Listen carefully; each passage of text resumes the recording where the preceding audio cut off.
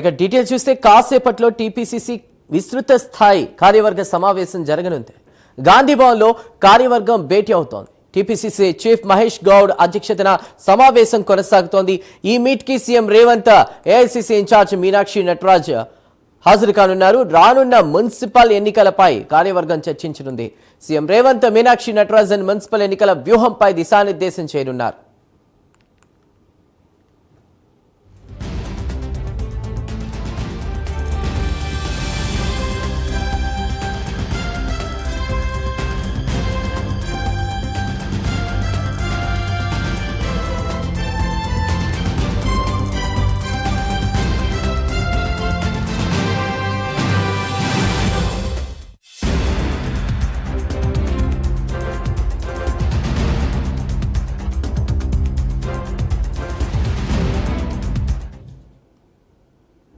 మరి కాసేపట్లో టీపీసీసీ విస్తృత స్థాయి కార్యవర్గ సమావేశం జరగనుంది. గాంధీ భవన్లో కార్యవర్గం భేటీ అవుతున్నట్టు తెలుస్తుంది. పూర్తి వివరాలు మా ప్రతినిధి అజీం అందిస్తారు.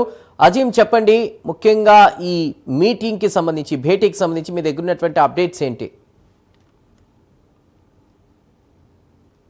మరి కాసేపట్లో టీపీసీసీ అధ్యక్షుడు మహేష్ కుమార్ గౌడ్ ఆధ్వర్యంలో గాంధీ భవన్లో టీపీసీసీ విస్తృత సమావేశం జరగనుంది. ఈ సమావేశానికి ముఖ్య అతిథిగా సీఎం రేవంత్ రెడ్డి, అలాగే ఏఐసీసీ రాష్ట్ర వ్యవహారాల ఇన్ఛార్జ్ మీనాక్షి నటరాజన్, మంత్రులు, డీసీసీ అధ్యక్షులు, పీఏసీ కమిటీ సభ్యులు, కార్పొరేషన్ చైర్మన్లు, అలాగే జనరల్ సెక్రటరీలు, వైస్ ప్రెసిడెంట్లు అందరూ కూడా హాజరవుతారు. సుమారు 250 మంది ఈరోజు ఈ సమావేశంలో, కార్యవర్గ సమావేశంలో కూడా పాల్గొనున్నారు. అయితే ఈ సమావేశం చాలా కీలకంగా మున్సిపల్ ఎన్నికలపై జరగనున్నట్టు మనకు చాలా స్పష్టంగా తెలుస్తుంది. మనం చూసాం, ఇటీవలే లోకల్ బాడీ ఎన్నికల్లో, సర్పంచ్ ఎన్నికలు జరిగినప్పుడు కాంగ్రెస్కి సుమారు 7,000 పై స్థానాలు కూడా వచ్చాయి. సో 900 వరకు ఏదైతే పార్టీకి సంబంధించిన రెబల్స్ గెలవడం కూడా జరిగింది. అయితే ఈ రెబల్స్ గెలవడానికి కూడా కారణం, పలు నియోజకవర్గాల్లో ఎమ్మెల్యేలు సొంత గ్రామాల్లో ఓడిపోవడం, అక్కడ నేతల్ని సమన్వయం చేయడంలో లోపం ఉంది. సో ఈ లోపం ఉండడం వల్ల సుమారు 1000 సీట్లు కాంగ్రెస్ పార్టీకి తగ్గడం కూడా జరిగింది. అయితే సర్పంచ్ ఎన్నికలు అనేటివి ఏదైతే పార్టీ సింబల్ మీద జరగవు. సో అక్కడ ఉన్నటువంటి అభ్యర్థులకు సంబంధించినటువంటి ఏదైతే అక్కడ చేసినటువంటి కార్యక్రమాలు కావచ్చు, అక్కడ ఉన్నటువంటి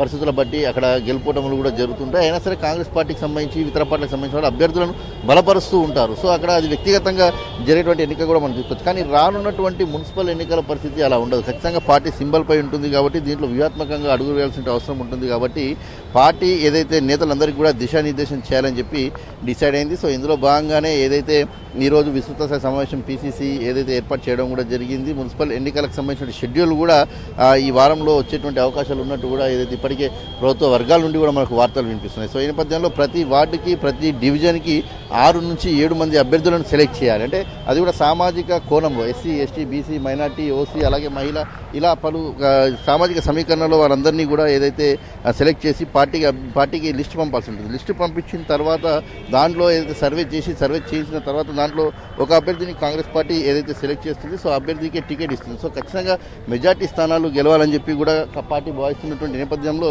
ఇలా వ్యూహాత్మకంగా అడుగులు ముందుకు వేయాలని చెప్పి కూడా పార్టీ డిసైడ్ అయింది. సో ఈ నేపథ్యంలోనే ఈరోజు ఈ సమావేశాన్ని ఏర్పాటు చేసింది. దీంతో పాటు ఏదైతే పార్టీ డీసీసీ అధ్యక్షులు ఇటీవలే ఒక నెల క్రితం ఏదైతే డీసీసీ అధ్యక్షుల నియామకం కూడా జరిగింది. సో డీసీసీ అధ్యక్షులకు సంబంధించినటువంటి కూర్పు కూడా, ఆ జిల్లాకు సంబంధించిన కూర్పుకు సంబంధించినటువంటి కార్యవర్గ కూర్పు కూడా డిసైడ్ చేయాలని చెప్పి డీసీసీ అధ్యక్షులకు ఇంతకుముందు ఏదైతే ఆదేశాలు కూడా జారీ చేశారు, సో దానికి సంబంధించిన లిస్టుతో రావాలని చెప్పి కూడా డీసీసీ అధ్యక్షులను సూచించడం కూడా జరిగింది. ఇక వీటితో పాటు ప్రధానంగా నరేగా స్కీమ్కి సంబంధించిన అంశం ఏదైతే ఇటీవల కేంద్ర ప్రభుత్వం శీతాకాల పార్లమెంట్ సమావేశాల్లో ఆ చట్టాన్ని ఏదైతే చేంజ్ చేయడం జరిగింది, అలాగే మహాత్మా గాంధీ పేరును కూడా తొలగించడం కూడా జరిగింది. సో ఈ నేపథ్యంలో మహాత్మా గాంధీ పేరు తొలగించడం, చట్టాన్ని మార్చడం పట్ల ఏదైతే ఆందోళన, నిరసన కార్యక్రమాలను ఇప్పటికే ఏసీసీ పెద్ద ఎత్తున పిలుపునిచ్చింది. సో రాష్ట్ర వ్యాప్తంగా కూడా ఇలాంటి కార్యక్రమాలు చేయాలి. మహాత్మా గాంధీ పేరుని బీజేపీ కుట్రపూరితంగా తొలగించడానికి ప్రయత్నం చేస్తుంది. సో ఇలాంటి నేపథ్యంలో ఖచ్చితంగా దీనికి సంబంధించిన పెద్ద ఎత్తున ఆందోళన, నిరసన కార్యక్రమాలు చేయాలని చెప్పి కూడా పార్టీ డిసైడ్ అయింది. సో ఈ నేపథ్యంలో ఎన్ని అంశాలపై ప్రధానంగా ఈ రోజు చర్చ జరగనుంది. సో నేతలకు దిశానిర్దేశం కూడా సీఎం రేవంత్ రెడ్డి, పీసీసీ అధ్యక్షుడు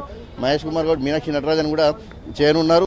తో పాటు ప్రధానంగా అయితే మున్సిపల్ ఎన్నికలపైన ప్రధానంగా చర్చ జరిగేటువంటి ఆస్కారం కనిపిస్తుంది. ఎందుకంటే గత సర్పంచ్ ఎన్నికల్లో జరిగినటువంటి తప్పిదాలు, పొరపాట్లు రిపీట్ కాకుండా మున్సిపల్ ఎన్నికల్లో సో ఎక్కువ మెజార్టీ స్థానాలు గెలుచుకోవాలని చెప్పి కూడా పార్టీ భావిస్తుంది. సో మొత్తం 117 మున్సిపాలిటీలకు ప్రస్తుతం ఏదైతే టైం ముగిసిపోయింది, అలాగే 6 కార్పొరేషన్లకు మిగిలిపోయింది. సో మొత్తం 124 మున్సిపాలిటీలు ఉంటాయి. సో 8 కార్పొరేషన్లు ఉంటాయి. సో ఇంకో 2 కార్పొరేషన్లకు సంబంధించినటువంటి సమయం ఉంది. అలాగే ఇంకో 6కు సంబంధించినటువంటి మున్సిపాలిటీలకు సంబంధించిన సమయం కూడా మిగిలింది. సో ఈ నేపథ్యంలో 117 మున్సిపాలిటీలు అలాగే ఏదైతే 6 కార్పొరేషన్లకు సంబంధించిన ఎన్నికలు ఏదైతే ఫిబ్రవరి 2వ వారంలో కూడా పూర్తయ్యేటువంటి అవకాశం కనిపిస్తున్న నేపథ్యంలో పార్టీ ఈ సమావేశానికి ప్రాధాన్యత సంతరించుకుంది.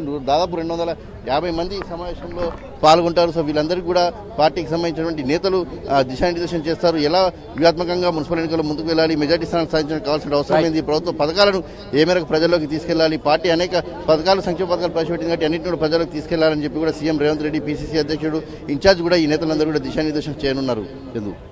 Right Azeem, thank you for the updates.